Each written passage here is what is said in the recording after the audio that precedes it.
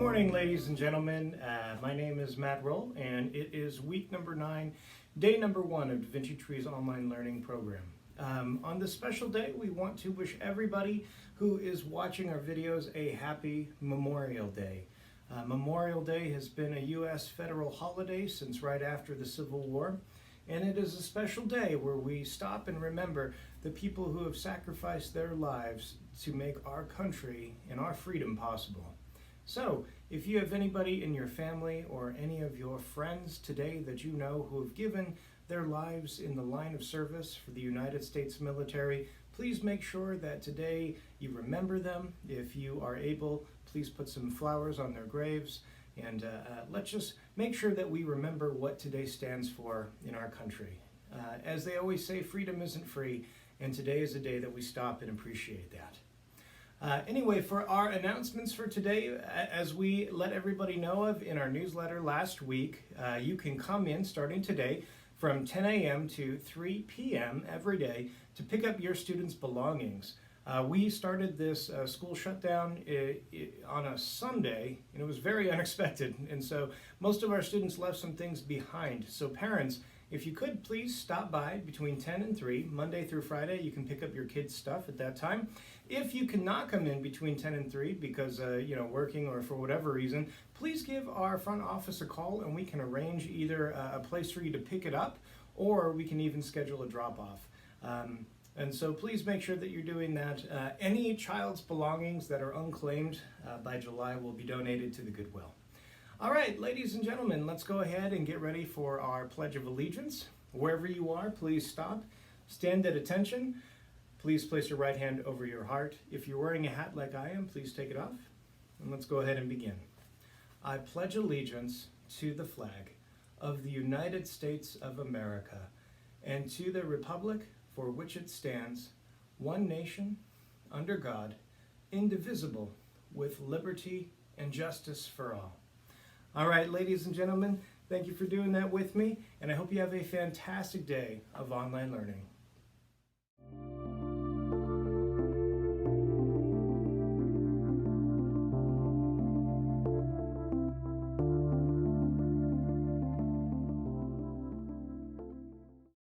All right, ladies and gentlemen, so it is week number 9, day number 1. And if you're watching this in 2020, it is Memorial Day and the day this is being released. So because it's Memorial Day, we have an especially shortened day. So for today, we only have one subject. I'm not even going to do our normal agenda because the agenda is only one thing. And that one thing today is literature. So on this very wonderful Memorial Day, quintessential American holiday, we are studying the quintessentially American book, Mark Twain's The Adventures of Tom Sawyer. So we should have just finished reading through chapter 26. Is that right? Let me check my agenda. Yes, chapter 26. And so in chapter 26, it's a really like full-blown chapter where all of a sudden we realize a few things. And so starting from the beginning, Huck and Tom, they don't really hang out with Joe anymore. Huckleberry Finn's kind of taken Joe Harper's spot, or wait, Hooper, whatever. He's taken Joe's spot in Tom's life in terms of his group of friends. Huck's a lot tougher than Joe, and he's very independent. He has to be because of the way he's been raised. You know, he hasn't had people looking after him. And so Tom and Huck are trudging over to the abandoned house, the haunted house, they call it, to search for some treasure. And then they realize that it's Friday, and in their little boy minds, Fridays are very unlucky. And so instead of risking going to the haunted house on an unlucky day, they just play games for the rest of the day. I think they're playing like Robin Hood or Tarzan or something. And so they just decide to, no, would have been Robin Hood because I don't think Tarzan was a thing yet. So they just play Robin Hood for the rest of the day. And then so the next day they go over to the haunted house and they bring some treasure finding tools like shovels and things like that. And so they're exploring around looking for something. And then they hear some people approaching. So they run upstairs and they hide. And long story short, there's two guys there, and one of them is the evil Joe, the Injun Joe, as they call him.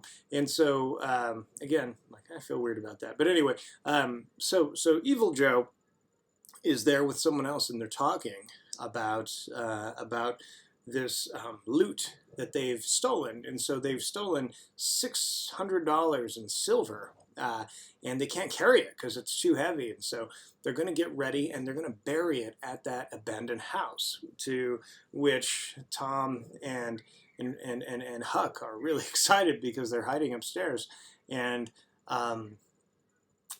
they're going to get the treasure, right? And so, and then they start talking about this very dangerous job that they have to do. They don't give any real details. And then they find the tools that Tom and Huck left downstairs. And so, as they're getting ready to ditch this this booty, or this loot that they stole, they find I think it's a iron box, and so and inside this box is gold, and it's actually I guess it's the treasure that Tom and Huck were looking for. And both the boys get excited for a second, thinking that they're going to bury all of this treasure. But instead, they talk a little more, and then they decide that they're going to probably take it with them, and that these tools were fresh. These tools are new tools, and I think one of the tools had some like new dirt on it, and so Evil Joe decides that there could be someone lurking in the house upstairs, and so he starts heading upstairs to check it out and to find them.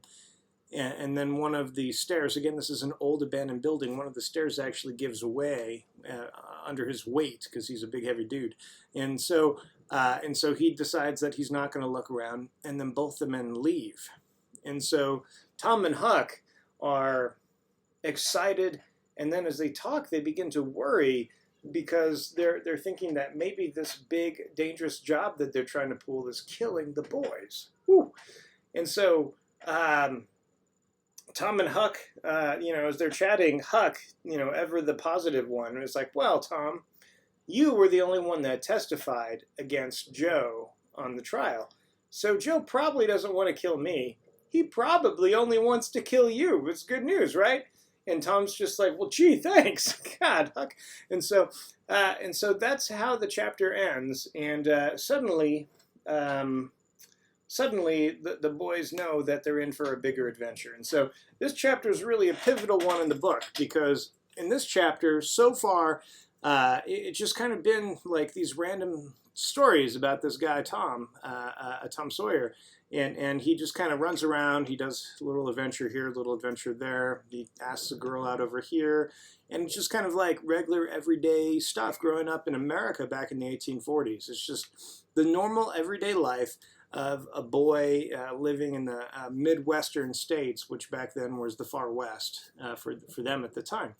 But in this chapter, all of a sudden we realize that all of the stories that have been told up so far are kind of connective thread or connective tissue into this one main plot point of the story. And so the story was just kind of randomly floating around before, and in this chapter we see it's getting sharper, and it's coming to a point. It's actually taking us somewhere. And so this is a really important chapter for the rest of the book, because again, this chapter points the direction that this book is heading. It also takes it away from being a description of childhood back in the 1840s, and it makes it more of an not really a thriller, but more of an adventure, because all of a sudden we have large amounts of money that are at stake. Back then, hundreds of dollars in silver and gold was like probably closer to hundreds of thousands of dollars in today's money in silver and gold. And so the stakes are very high at this point in time. And so these boys are they're in over their heads, to say the least. Okay, so for your homework for tonight, read chapter 27. Make sure that you're doing your 5 times each words, and you are also doing your dictionary definition words, and you should be good to go. So, ladies and gentlemen, have a wonderful Memorial Day after you finish reading your chapter and doing your words. All right, guys, we'll see you tomorrow for week number 9, day number 2. Thank you.